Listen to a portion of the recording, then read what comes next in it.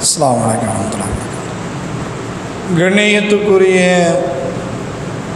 எல்லா வல்ல அல்லாஹ்வின் நல்லடியார்களே, அல்லாஹ் தஆலா இந்த உலகத்தில் எண்ணற்ற படைப்புகளை படைத்து அந்த படைப்பினங்கள் எவ்வாறு உலகத்தில் வாழ வேண்டும் என்ற அறிவுரைகளை இறைவன் சொல்லியிருக்கின்றான். ஒரு மனிதன் இறைவன் சொன்ன அடிப்படையில் இவ்வுலகத்தில் வாழக்கூடியவனாக இருந்தால் அந்த மனிதன் மறுமை நாளில் வெற்றி பெறக்கூடியவனாக இருப்பான். ஒரு மனிதன் இறைவன் சொன்ன அடிப்படையில் தன்னுடைய வாழ்க்கையை அமைத்து கொள்ளாமல் மனோ இச்சையின் அடிப்படையில் தன்னுடைய வாழ்க்கையை ஒரு மனிதன் அமைத்து கொண்டால் அந்த மனிதன் மறுமை நாளில் நஷ்டவாளியாக இருப்பான் என்பதை அல்லாஹ்வும் அல்லாஹ்வுடைய தூதரும் எண்ணற்ற இடங்களில் நமக்கு சொல்கின்றார்கள். இந்த உலகத்தில் வாழக்கூடிய அனைத்து மனிதர்களையும் இறைவன் மரணிக்க செய்துவிட்டு அனைத்து மனிதர்களையும் மறுமை நாளில் இறைவன் மஹ்ஷர் மைதானத்தில் அவன் ஒன்று திரட்டக்கூடியவனாக இருப்பான். அனைத்து மனிதர்களும் இறைவனுக்கு முன்னால் நாம் நிறுத்தப்படும் பொழுது ஒவ்வொரு மனிதனுக்கும் தனித்தனியாக இறைவன் தன்னுடைய விசாரணையை ஆரம்பிப்பான். விசாரணை என்பது பல கட்டமாக இருக்கும், பல்வேறு விசாரணைகள் இருக்கும். நாம் இந்த உலகத்தில் வாழும் பொழுது நாம் செய்திருக்கக்கூடிய அந்த தீமைகளை ஒவ்வொன்றாக மலக்குமார்கள் பதிவு செய்திருப்பார்கள். அந்த ஏடுகளை மறுமை நாளில் நாம் இறைவனுக்கு முன்னால் நிற்கும் பொழுது மலக்குமார்கள் அந்த ஏடுகளை கொண்டு வந்து நிப்பாட்டுவார்கள். நாம் செய்திருக்கக்கூடிய அமல்களை இறைவன் எடை போடுவதற்காக நமக்கு முன்னால் மீசான் என்று சொல்லக்கூடிய திராசை நிறுத்தி இவன் நன்மையில் அதிகமாக செய்திருக்கிறானா அல்லது தீமைகள் அதிகமாக செய்திருக்கிறானா என்று இறைவன் அதன் மூலமாக நம்முடைய நன்மைகளையும் தீமைகளையும் கணக்கிடக்கூடியவனாக இருப்பான். அவ்வாறு ஒரு விசாரணையும் இருக்கும். அதே போல ஒரு மனிதன் இந்த உலகத்தில் வாழும் பொழுது இன்னொரு மனிதனுக்கு அவன் அநீதி இழைத்திருந்தால், துரோகம் செய்திருந்தால், அவனுக்கு ஒரு பாதிப்பை ஏற்படுத்தியிருந்தால் நாம் மறுமை நாளில் இறைவனுக்கு முன்னால் நிறுத்தப்படும் பொழுது யாருக்கெல்லாம் இவ்வுலகத்தில் அநீதி இழைத்தோமோ துரோகம் இழைத்தோமோ அவர்கள் அனைவரும் நமக்கு எதிராக இறைவனிடத்தில் சாட்சிகளை சொல்லக்கூடியவராக இருப்பார். இப்படி பல்வேறு விசாரணைகளை இறைவன் நமக்கு ஏற்படுத்தியிருக்கிறார். அதில் ஒன்றாக இவ்வுலகத்தில் வாழும் பொழுது ஒவ்வொரு மனிதர்களும் தீமைகளை விட்டு விலகி நன்மைகளை செய்ய வேண்டும். அந்த நன்மைகள் எண்ணற்ற நன்மைகள் செய்திருந்தாலும் முதல் நன்மையாக முதல் அமலாக இறைவன் நாம் மீது கடமையாக்கிய அந்த ஐவேளை தொழுகை பற்றி தான் இறைவன் மறுமை நாளில் நம்மிடத்தில் விசாரிக்கக்கூடியவனாக இருப்பான். அல்லாஹ்வின் தூதவர்கள் சொல்லுகிறார்கள், இன்ன அவ்வள மா யுஹாஸபு பிஹில் அப்து யௌமல் கியாமா மின் அமலை ஸலாத்துஹு. மறுமை நாளில் இறைவன் அனைத்து மனிதர்களையும் மஹ்ஷர் மைதானத்தில் ஒன்று திரட்டிய பிறகு அவனுடைய அமல்களில் முதல் விசாரணையாக இறைவன் ஏற்படுத்துவது ஸலாத்துஹு, அவருடைய தொழுகை தான். உலகத்திலே வாழும் பொழுது இவன் சரியான முறையில் தொழுதிருக்கின்றானா, ஐவேளை தொழுகையை முழுமையான முறையில் அவன் நிறைவேற்றி இருக்கின்றானா, அல்லது தொழுகையை சரியான முறையில் தொழாமல் ஒரு நாளைக்கு 2 வேளை தொழுகை 3 வேளை தொழுகை என்று அவன் தன்னுடைய தொழுகையை குறைத்து கொண்டு குறைவான தொழுகையை தொழுதிருக்கிறானா என்று இறைவன் இவனுடைய அமல்களை பற்றி மறுமையில் விசாரிக்கும் பொழுது தொழுகையாக இருக்கும். நபிகள் நாயகம் ஸல்லல்லாஹு அலைஹி வஸல்லம் அவர்கள் சொல்லுகின்றார்கள், ஃபஇன்ன ஸலுஹத், மறுமையில் இறைவன் உங்களுடைய தொழுகையை பற்றி அவன் விசாரிக்கப்படும் பொழுது அது சீராக இருந்தால், அது ஒழுங்காக பூர்ணமாக இருந்தால் அவனை பார்த்து இறைவன் சொல்வானா, கத் அஃப்லஹ வ அன்ஜஹ, இவன் வெற்றி பெற்று விட்டான், இவன் சுவனத்துக்குரியவன், ஈடேற்றம் அடையக்கூடியவன் என்று இறைவன் சொல்வான். ஃபஇன்ன ஃபஸதத், அவனுடைய தொழுகை குறை உள்ளதாக இருந்தால், சரியான முறையில் அவன் தொழாமல் அவனுடைய தொழுகை குறை உள்ளதாக இருந்தால் கது ஹாஃப, இவன் நஷ்டவாளி, கைசேதம் அடைந்தவன் என்று அவனை பார்த்து மறுமை நாளில் சொல்லப்படும். நம்முடைய தொழுகை இந்த உலகத்திலே வாழும் பொழுது நாம் சரியான முறையில் செய்திருந்தோம் என்றால் நம்மளை மறுமை நாளில் சுவனத்துக்கு அழைத்து செல்லக்கூடியதாக இருக்கிறது. அதே தொழுகையை சரியான முறையில் நாம் செய்யாமல் விட்டிருந்தோம் என்றால் அந்த தொழுகை நம்மளை மறுமை நாளில் நரகத்துக்கு அழைத்து செல்லும் என்பதை அல்லாஹ்வும் அல்லாஹ்வுடைய தூதரும் இன்னும் பல இடங்களில் நமக்கு சொல்லுகிறார். நபிகள் நாயகம் ஸல்லல்லாஹு அலைஹி வஸல்லம் அவர்கள் பள்ளிவாசலில் இருக்கிறார். நஜ்து வாசி, ஒரு கிராமவாசி, அவர் பள்ளிவாசலுக்கு உள்ளே வரும் பொழுது அவர் சாயிரு ரக்ஸ், தலையிலும் அப்படியே பரட்டத்தலை உடையவராக ஒரு பயண கலப்பில் இருக்கக்கூடிய பள்ளிவாசலுக்கு உள்ளே வந்து பள்ளிவாசலுடைய வாசலில் நின்று கொண்டு அல்லாஹ்வின் தூதரிடத்தில் ஒரு கேள்வியை கேட்கின்றார். அந்த கேள்வி பள்ளிவாசல் இருக்கக்கூடிய ஏனைய மக்களுக்கும் அல்லாஹ்வின் தூதர்களுக்கும் சரியான முறையில் விலகவில்லை. அவர் மறுபடியும் பள்ளியில் உள்ளே வந்து நபிகள் நாயகம் ஸல்லல்லாஹு அலைஹி வஸல்லம் அவருடைய பக்கத்தில் நின்று ஹுவ யஸ்அலு அனில் இஸ்லாம், அல்லாஹ்வின் தூதரிடத்தில் கேட்கிறார்கள், யா ரசூலுல்லாஹ், இஸ்லாம் என்றால் என்ன? இஸ்லாத்தை பற்றி எனக்கு சொல்லுங்கள், அதை அறிந்து கொள்வதற்காக உங்களை தேடி நான் பயணம் செய்து வந்திருக்கின்றேன். நபிகள் நாயகம் ஸல்லல்லாஹு அலைஹி வஸல்லம் அவர்கள் அந்த நபி தோழருக்கு விளக்கம் தருகிறார்கள். ஹம்சு ஸலவாத்தின் ஃபில் யௌமி வல் லைலத்தின், இறைவன் ஒவ்வொரு நாளும் உங்களுக்கு ஐவேளை தொழுகையை அவன் கடமையாக்கி இருக்கின்றான்.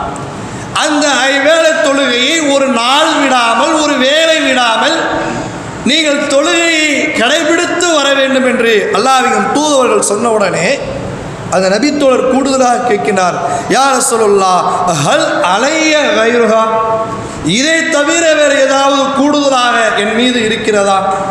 ஐவேளை மட்டும்தான் நான் தொழுக வேண்டுமா, அல்லது ஒரு நாளைக்கு 6 வேளை தொழுகை அல்லது 7 வேளை தொழுகை நான் தொழுக வேண்டுமா என்று அந்த நபித்தோழர் கேட்கின்றார். காலல்லா, இல்லை, உனக்கு இறைவன் ஐவேளை தொழுகையை கடமையாக்கி இருக்கிறான். அந்த ஐவேளை தொழுகையை நீ சரியான முறையில் செய்ய வேண்டும். இல்லா அன் துதவ்வஅ, நீனே விருப்பப்பட்டு உபரியான தொழுகையை தொழக்கூடிய இருந்தாலே தவிர. உபரியான தொழுகைன சுன்னத்தான தொழுகை, நீ விருப்பப்பட்டு தொழுவது. உழவு செய்தால் 2 ரக்காயத்துகள் தொழுவது. பள்ளிவாசலுக்கு வந்தால் 2 ரக்காயத்துகள் தொழுவது. முற்பகல் நேரத்தில் லுகாவுடைய நேரம் என்று சொல்வார்கள், அந்த நேரத்தில் 2 ரக்காயத்துகள் 4 ரக்காயத்துகள் தொழுவது.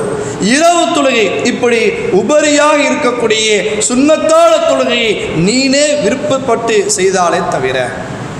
இரண்டாவதாக அல்லாஹ்வின் தூதர்கள் அந்த நபித்தோழரிடத்தில் எடுத்து வைக்கின்றார்கள், சியாமு ரமலான், ரமலான் மாதம் வந்துவிட்டால் அந்த மாதங்களில் நீ முழுமையாக நீ நோன்பு வைக்க வேண்டும். உடனே அந்த நபித்தோழர் கேட்கின்றார், யா ரசூலுல்லாஹ், ஹல் அலைய கைருஹா, இதை தவிர வேறு ஏதாவது இருக்கிறதா? ரமலான் மாதத்தில் மட்டும்தான் நான் நோன்பு வைக்க வேண்டுமா, அல்லது ஏனைய 11 மாதங்கள் இருக்கிறதே, அந்த 11 மாதங்களில் நாம் நோன்புகளை வைக்கக்கூடியவராக இருக்கலாமா? இல்லைலா, இறைவன் அது மீது உங்களுக்கு கடமை ஆக்கலை, ரம்லான் மாதத்தில் மட்டும்தான் கடமை.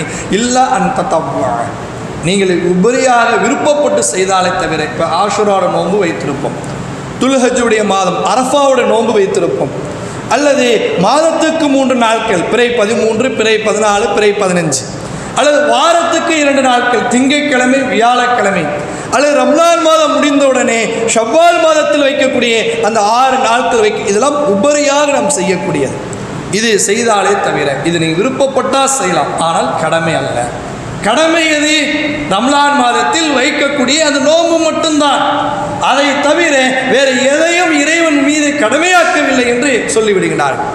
மூன்றாவதாக அல்லாஹ்வின் தூதரை சொல்லுகிறார்கள், அஸ் ஸகாத்து, நீங்கள் செல்வந்தராக இருந்தால் கட்டாயமாக தரக்கூடிய அந்த ஜக்காத்தை நீங்கள் கொடுத்து விட வேண்டும். உடனே அந்த நபித்தோழர் கேட்கின்றார், இதை விட வேறு எதையாவது எனக்கு இறைவன் கடமையாக்கி இருக்கிறானா, அல்லது இதுதானா? இது மட்டும்தான், வேறு எதையும் கூடுதலாக இல்லை, நீங்கள் உபரியாக செய்தாலே தவிர என்று சொல்லி முடித்து விடுகிறார்.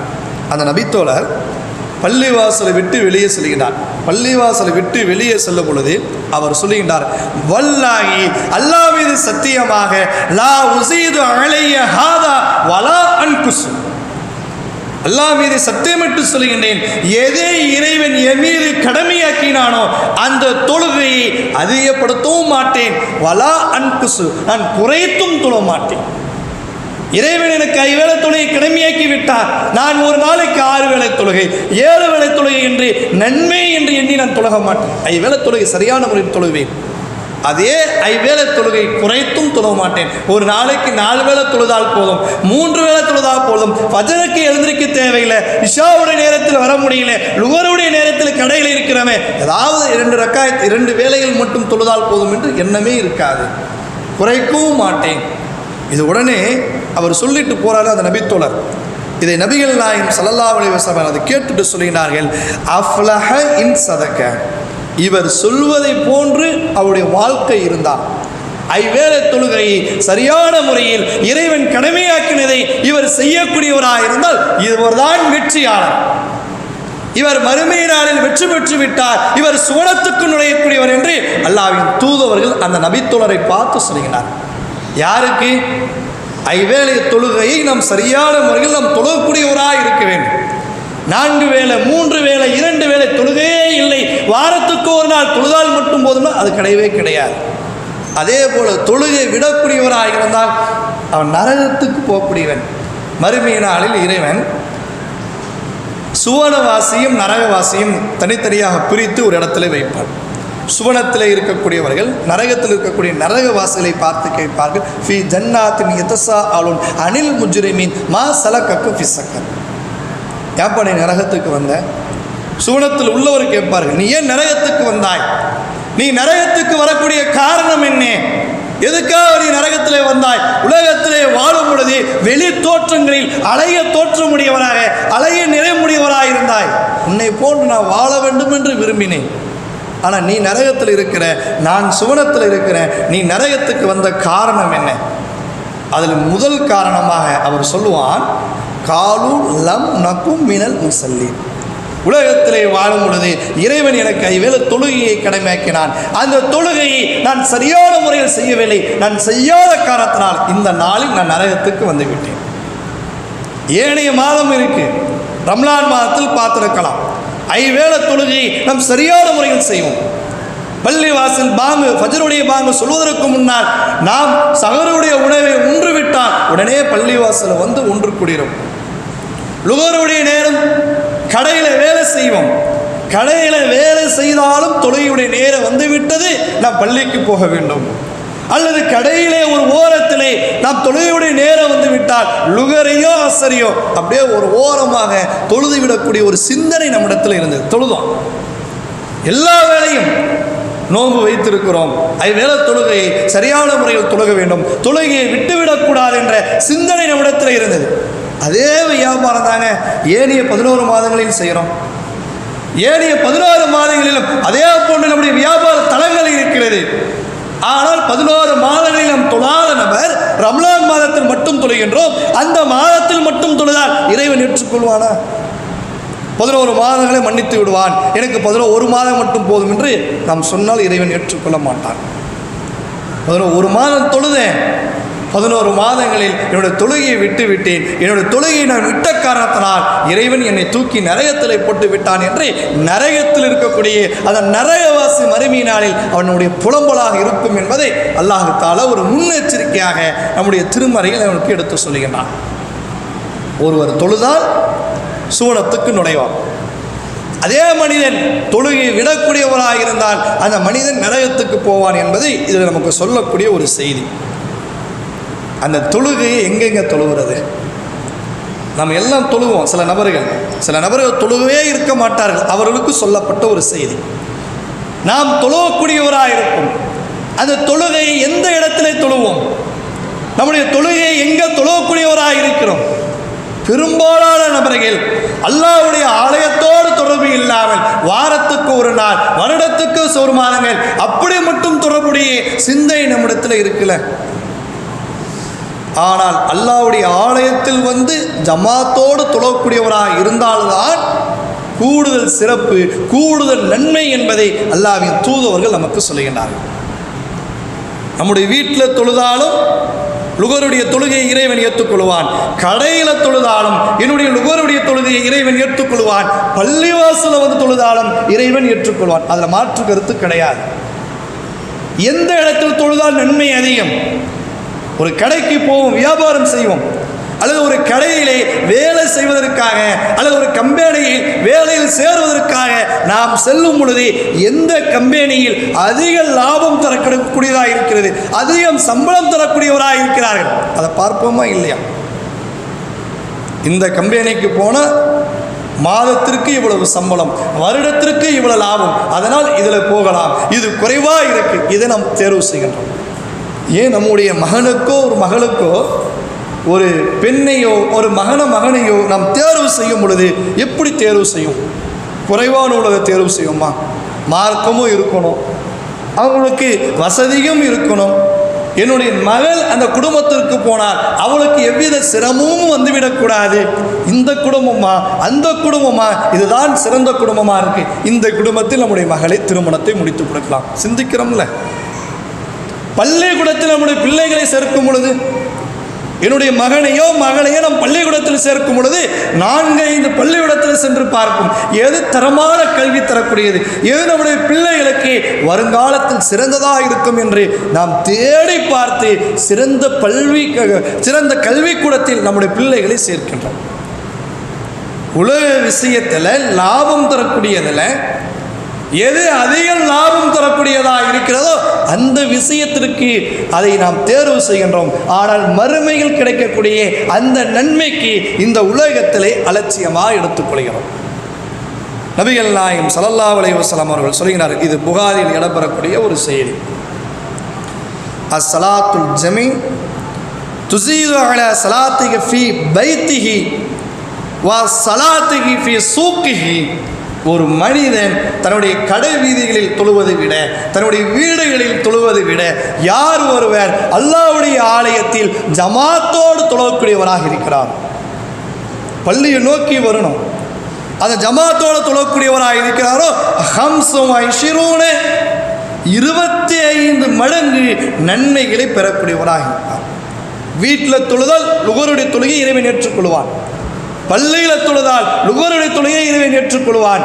வீட்டில் தொழுதால் 1 மடங்கு, பள்ளியில் தொழுதால் 25 மடங்கு நன்மை இறைவன் நமக்கு தருகின்றானே, எதை நாம் தேர்வு செய்ய வேண்டும்? நம்மளால் முடிந்தளவிற்கு பள்ளிக்கு வருவதற்காக முயற்சி செய்யணும். அதிக லாபம் தரக்கூடிய அந்த ஒரு நிகழ்வு தான் அதிகமாக நாம் தேர்வு செய்ய வேண்டும். அதை நாம் தேர்வே செய்யலை. பள்ளிக்கு வருவதால் நமக்கு கிடைக்கக்கூடிய லாபமும் எண்ணில் அடங்காத லாபம் இருக்கிறது. நபிகள் நாயகம் ஸல்லல்லாஹு அலைஹி வஸல்லம் அவர்கள் சொல்கிறார்கள், ஒரு மனிதன் தன்னுடைய வீட்டிலே ஒழுவு செய்யக்கூடியவராக இருக்கிறார். யார் ஒரு மனிதன் வீட்டிலே அழகிய முறையில் அவர் ஒழுவு செய்துவிட்டு அல்லாஹ்வுடைய ஆலயத்தில் தொழுவதற்காக நன்மைகளை எதிர்பார்த்து அவர் அல்லாஹ்வுடைய ஆலயத்துக்கு வரக்கூடியவராக இருக்கிறாரோ, அவர் எடுத்து வைக்கக்கூடிய ஒவ்வொரு அடிக்கும் ஒரு நன்மைகள் பதிவு செய்யப்படும், இன்னொரு இடத்துல 10 நன்மைகள் பதிவு செய்யப்படும், ஒரு தீமைகள் நீக்கப்படும். வீடுக்கும் பள்ளிக்கும் ஒரு 100 ஸ்டெப்பு இருக்குன்னு வைத்துக்கொள்ளுங்க. உதாரணத்துக்கு சொல்லப்படுது, 100 ஸ்டெப்பு இருக்குன்னா ஒரு 100 பாவங்கள் அவனுக்கு நீக்கப்படும். ஒரு ஸ்டெப்புக்கு 10 நன்மை என்றால் 100 × 10 1000 நன்மைகளை அவனுக்கு கிடைக்கிறது.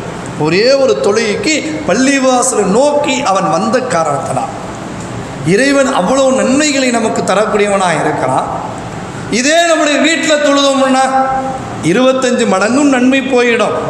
நாம் எடுத்து வைக்கக்கூடிய ஒவ்வொரு ஸ்டெப்புக்கும் 10 நன்மைகள் என்று சொன்னமே, அந்த நன்மையும் கிடைக்காது. எடுத்து வைக்கக்கூடிய ஒவ்வொரு ஸ்டெப்புக்கும் ஒரு பாவங்கள் நீக்கப்படுமே, அந்த பாவங்களும் நீக்கப்படாது. எவ்வளவு நன்மைகளை இழக்கக்கூடிய இடம் எதுவாக இருக்கிறது? நம்முடைய வீடாக இருக்கிறது. நன்மைகளை பெறக்கூடிய இடம் எதுவாக இருக்கிறது? அல்லாஹ்வுடைய ஆலயமாக இருக்கிறது.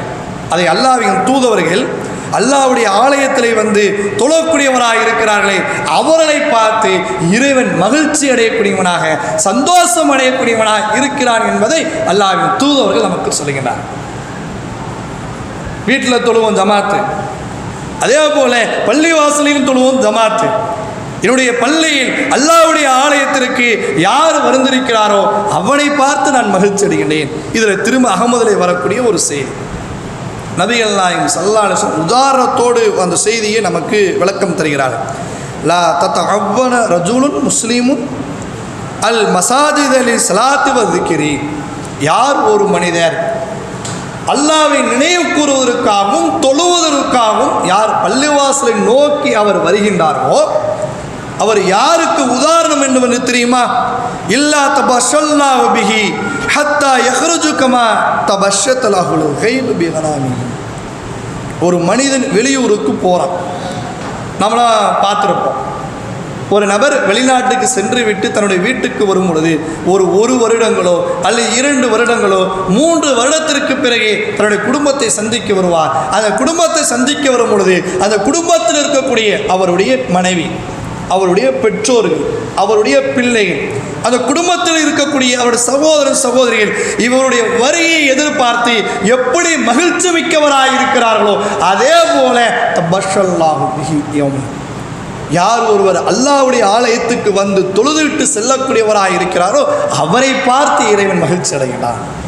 என்னுடைய அடியான் என்னுடைய ஆலயத்துக்கு வந்திருக்கிறான், என்னுடைய வீட்டுக்கு வந்திருக்கிறான், என்னை நினைவு கூறுகின்றான், என்னை தொழக்கூடியவனாக இருக்கிறான், என்னுடைய அடியான் வந்துவிட்டு செல்கின்றான் என்ற சந்தோஷம் இறைவனுக்கு இருக்கிறது. இறைவன் மகிழ்ச்சி அடைகிறான். இறைவனை மகிழ்ச்சி அடைய செய்து விட்டால் நம்முடைய பாவங்கள் மன்னிக்கப்படுங்க. நாம் இறைவனிடத்தில் மகிழ்ச்சி மிக்கவராக இருக்கும் பொழுது இறைவன் நம்மளுக்கு என்ன பாவத்தை எழுதிடுவானா? இவன் எனக்கு மகிழ்ச்சி என்னை சந்தோஷப்படுத்தி விட்டான், அதனால் இவனுக்கு ஒரு 10 பாவங்கள் எழுது, அப்படி தரமாட்டான். நம்மளை பார்த்து இறைவன் மகிழ்ச்சி அடையும் பொழுது, சந்தோஷம் அடையும் பொழுது நாம் செய்திருக்கக்கூடிய தவறுகளை இறைவன் மன்னிப்பான். நாம் செய்திருக்கக்கூடிய பாவங்களை இறைவன் மன்னிக்கக்கூடியவனாக இருப்பான். அந்த நன்மையை நம்ம அடையணும்னா எங்கே வரணும்? இறைவனுடைய ஆலயத்துக்கு தான் நம்ம வர வேண்டும். இறைவனுடைய ஆலயத்தை வரக்கூடியவன் அல்லாஹ்வுடைய விருந்தாளி என்று அல்லாஹ்வின் தூதர்கள் இடத்தில் நமக்கு சொல்லுகிறார். ஒரு விருந்தாளி நம்ம வீட்டுக்கு வராங்க, அந்த விருந்தாளியை கண்ணியப்படுத்துவது நம்முடைய கடமை. அந்த விருந்தாளியை கண்ணியப்படுத்துவதற்காக நாம் என்னெல்லாம் முயற்சிகள் செய்வோமோ அதே போல இறைவன் சொல்லுகிறான், என்னுடைய வீட்டிற்கு என்னுடைய அடியார் என்னை தொழுவதற்காக என்னை நினைவு கூறுவதற்காக வந்தால் அவனை கண்ணியப்படுத்துவது என்னுடைய கடமை. அவனை கண்ணியப்படுத்துவது என்னுடைய முக்கிய விஷயத்தில் இருக்கிறது. முஹஜ்ஜமுல் கபீர் என்று சொல்லக்கூடிய ஒரு புத்தகத்தில் வருகிறது.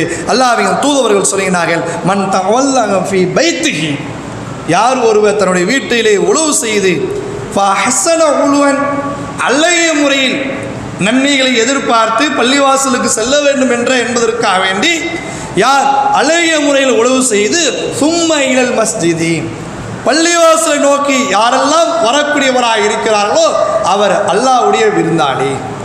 இறைவன் அவர்களை கண்ணியப்படுத்தி அனுப்புகின்றான். இறைவன் அவர்களை கண்ணியப்படுத்துவது இறைவனுடைய விஷயத்தில் இருக்கிறது என்பதை அல்லாஹ்வின் தூதவர்கள் நமக்காக அந்த செய்திகளை பதிவு செய்கிறார். இதெல்லாம் கவனத்தில் நம்ம வைக்க வேண்டும். அல்லாஹ்வுடைய ஆலயத்தில் நாம் தொழக்கூடியவராக இருந்தால் அந்த தொழுகையோடு நாம் இருக்கும் பொழுது அதிக நன்மைகள் நமக்கு கிடைக்கக்கூடியதாக இருக்கிறது, அதிக நன்மைகள் உள்ள ஒரு விஷயமாக இருக்கிறது என்பதையும் விளங்கிக் கொள்ள வேண்டும். அதே போல் இன்னொரு செய்தியை முஸ்லீமில் இடம்பெறக்கூடியதாக இருக்கிறது. 1159வது செய்தியாக இருக்கிறது.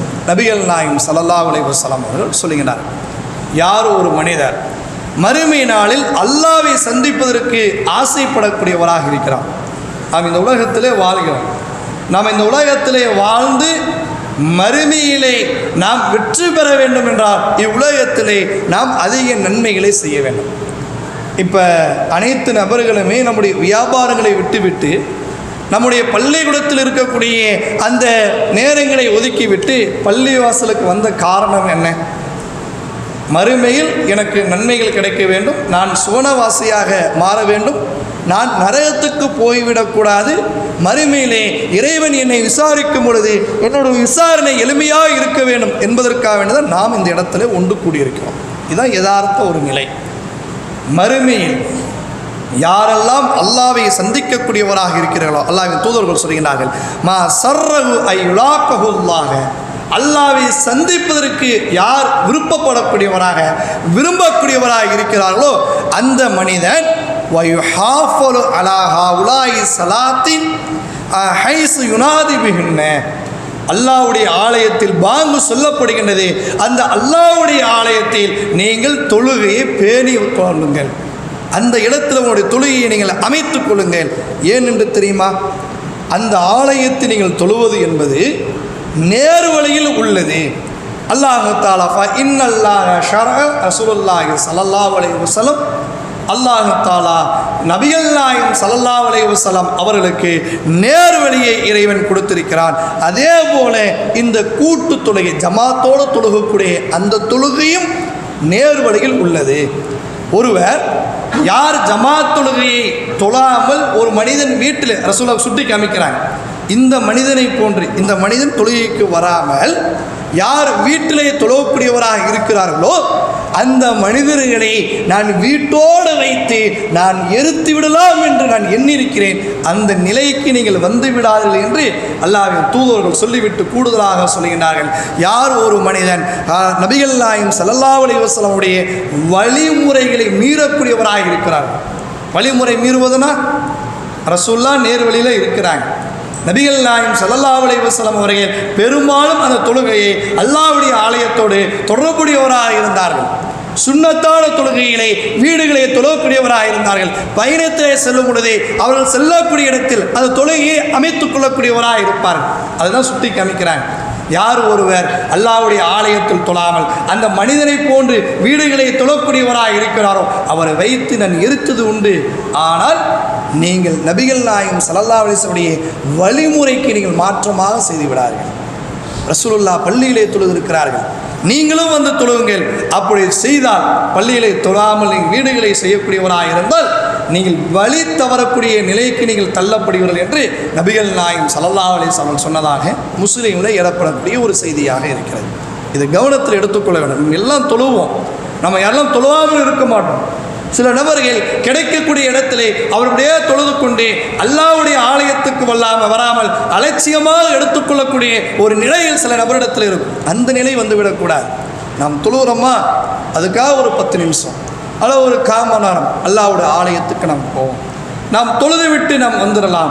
நம்முடைய தொழுகையை அல்லாஹ்வுடைய ஆலயத்தோடு ஜமாத்தோடு இருக்க வேண்டும் என்று சிந்தனை நம்மிடத்தில் இருந்தால் அதிக நன்மைகளை நாம் பெற்றுக்கொள்ள முடியும் என்பதை அல்லாஹ்வின் தூதுவர்கள் அதன் மூலமாக நமக்கு சுட்டி காமிக்கின்றார். அதே போல அலட்சியமாக பள்ளிவாசலுக்கு தொடர்பு இல்லாமல் யாரெல்லாம் வேண்டுமென்றே கடை வீதிகளிலோ தன்னுடைய வீடுகளிலோ தொழக்கூடியவராக இருக்கிறாங்களே அவங்களை பற்றி நபிகள் நாயகம் ஸல்லல்லாஹு அலைஹி வஸல்லம் அவர்கள் ஒரு செய்தியாக சொல்லுகிறார்கள். இது இப்னு மாஜாவில் 785வது செய்தியாக இடம்பெறுகிறது. மன் சமிய நிதாஅன், யார் ஒருவர் பாங்கோசை கேட்டு, பள்ளிவாசல் பாங்கு சொல்லப்படுகிறது, அந்த பாங்கோசையை கேட்டுவிட்டு ஃபலம் யக்திஹி, பள்ளிவாசலுக்கு வராமல் வீடுகளிலே அவர் தொழக்கூடியவராக இருந்தால் லா ஸலாத்த லஹு, அந்த மனிதனுக்கு தொழுகையை இறைவன் ஏற்றுக்கொள்ள மாட்டான். ஒரே ஒரு காரணத்தை தவிர, இல்லாமன் உதிர, தகுந்த காரணங்கள் இருந்தாலே தவிர. தகுந்த காரணம் என்பது ஒவ்வொரு நபருக்கும் அது உரியது.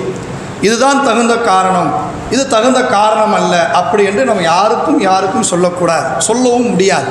ஒவ்வொரு நபருக்கும் தெரியும் இது தகுந்த காரணமாக இருக்குது, இந்த காரணம் இருந்த காரணத்தினால் நான் பள்ளிவாசலுக்கு போக முடியவில்லை, அதனால் நான் இங்கே தொழுது விட்டேன் என்றால் அது அவருக்கும் அல்லாஹ்வையும் சார்ந்த ஒரு விஷயம். காரணமே இல்லை, சில நேரங்கள் இருக்கும், பள்ளிவாசலுக்கு போகணுமா, இவ்வளோ நேரமாக இருக்குது, தூரமாக இருக்குது, நம்ம இங்கேயே தொழுதரலாம் அப்படின்னு சில நபர்கள் எண்ணுவார்கள். அதான் பள்ளிவாசலை ஜமாத் தொழுகை முடிந்திருக்குமே, ஏன் நம் பள்ளிவாசலுக்கு போகணும், நாம் தேவையில்லையே, நாம் இப்படியே தொழுது விடலாம் என்று அப்படியும் சில நபர்கள் இருந்து விடுவார்கள். அல்லது இன்னும் சில நபர்கள் அலட்சியமாக எடுத்துக்கொள்வார்கள், ஜமாத் தொழுகையா தேவையில்லை, வீட்டிலே தொழுதுட்டு படுத்துடலாமே என்று இப்படி சில நிலைகள் இருக்கும். இதே போன்று யாராவது ஜமாத் தொழுகைக்கு செல்லாமல் வேண்டுமென்றே விடக்கூடியவராக இருந்தால் அவர் வீட்டிலே தொழுதாலும் அவருடைய தொழுகையை இறைவன் ஏற்றுக்கொள்ள மாட்டான். ஒவ்வொரு நபர்களுக்கும் சில காரணங்களுக்கும் சுகர் பேஷண்ட் இருப்பாங்க, அல்லது மாத்திரை போடக்கூடியவரை இருந்திருப்பாங்க, ஏதாவது ஒரு காரணம், அது அவங்க தகுந்த காரணங்கள். அப்படி இருக்கக்கூடிய நபர்கள் அவர்கள் வீட்டிலேயோ பள்ளியிலேயோ தொழக்கூடியவராக, கடை வீதிகளோ தொழக்கூடியவராக இருந்தால் இறைவன் அதை ஏற்றுக்கொள்ளக்கூடியவனாக இருப்பான். அதை கவனத்தில் வைத்துக்கொள்ள வேண்டும். இதே போன்று இருக்கக்கூடிய காரணத்தினால்தான் ஒவ்வொரு நபித்தோழர்களும் அல்லாஹ்வுடைய ஆலயத்தில் நன்மைகள் அதிகமாக கிடைக்கக்கூடியதாக இருக்கிறது. அல்லாஹ்வுடைய ஆலயத்துக்கு வரவில்லை என்றால் நம்முடைய தொழுகையை வேண்டுமென்றே நாம் விடக்கூடியவராக இருந்தோம் என்றால், அல்லது பள்ளிவாசலோடு தொடர்பு இல்லாமல் இருந்தால் நமக்கு நன்மைகள் கிடைக்காமல் போகிவிடுமே என்ற ஒரு அச்சத்தில், ஒரு பயத்தில் தான் சில நபித்தோழர்கள் உடல்நிலை குன்றியவராக இருந்தாலும் சரி, நான் என்னுடைய தொழுகையை அல்லாஹ்வுடைய ஆலயத்தில் பள்ளிவாசலோடு நாங்கள் வைத்துக் கொள்ளக்கூடியவராக இருப்போம் என்பதற்காக வேண்டி சில நபித்தோழர்கள் 2 நபித்தோழருடைய தோளில் தன்னுடைய கைகளில் போட்டு வண்ணமாக, புகாரில் வரக்கூடிய ஒரு செய்தி, முஸ்லீமில் வரக்கூடிய ஒரு செய்தி, 1159வது செய்தியாக இடம்பெறுகிறது. அதில் சொல்லுகிறார்கள், வகான ரஜுலோன், ஒரு மனிதர் வயுக்துபிஹி வயுஹாத பைன ரஜுலிஹி, அவர் நோயாளியாக இருந்தால், உடல் குன்றியவராக நடக்க முடியாத ஒரு சூழ்நிலைக்கு இருந்தால், 2 மனிதர்களுக்கு மத்தியில் தன்னுடைய கைகளை தொங்கவிட்டு வண்ணமாக ஹத்தா யுகாமு ஃபிஸ்ஸஃபி, நாங்கள் தொழுகைக்காக அவரை அழைத்து வந்து அல்லாஹ்வுடைய ஆலயத்தில் சஃபிலே, பள்ளிவாசல் இருக்கக்கூடிய தொழுகையுடைய வரிசையிலே நாங்கள் நிறுத்தக்கூடியவராக இருப்போம். ஏன் நிறுத்துகிறாங்க? நிறுத்தக்கூடிய காரணம் என்ன? வீட்டில் தொழுவதை விட பள்ளிவாசலை தொழுதால் அதிக நன்மை இருக்குது, கூடுதல் சிறப்பு இருக்குது, இறைவன் நம்முடைய பாவங்களை மன்னிக்கக்கூடியவனாக இருக்கிறான், அதிக நன்மைகளை வழங்கக்கூடியவனாக இருக்கிறான் என்ற நன்மையுடைய முக்கியத்துவத்தை உணர்கிறார்கள். வேண்டுமென்றே நான் பள்ளிக்கு வரவில்லை என்றால் நம்முடைய தொழுகை ஏற்றுக்கொள்ளப்படாது என்ற ஒரு அச்சமும் ஒரு பயமும் அவருடைய உள்ளத்தில் இருக்குது. நம்ம வேண்டுமென்றே பள்ளிக்கு போல வீட்டில் தொழுதுட்டோம், கடையிலே தொழுதுட்டோம், நம்முடைய தொழுகையை இறைவன் ஏற்றுக்கொள்ளாமல் போய்விடுவான் என்ற ஒரு பயம் இருந்த காரணத்தினால தான் அவர்கள் பள்ளிவாசலோடு அந்த நபித்தோழர்கள் இருக்கிறார்கள். இதை கவனத்தில் வைத்துக்கொண்டு நம்முடைய தொழுகையை நாம் சரியான முறையில் ஒவ்வொரு நாளும் 5 வேளை தொழுகையை நாம் அமைத்துக் கொள்ள வேண்டும். அந்த தொழுகையை நம்மளால் முடிந்த அளவிற்கு ஜமாத்தோடு நாம் தொழுகக்கூடிய ஒரு நன்மக்களாக அல்லாஹ் தஆலா அருள் புரிவானாக. அல்ஹம்துலில்லாஹி ரப்பில் ஆலமீன். அஸ்ஸலாமு அலைக்கும் வரஹ்மத்துல்லாஹி வபரகாத்துஹு.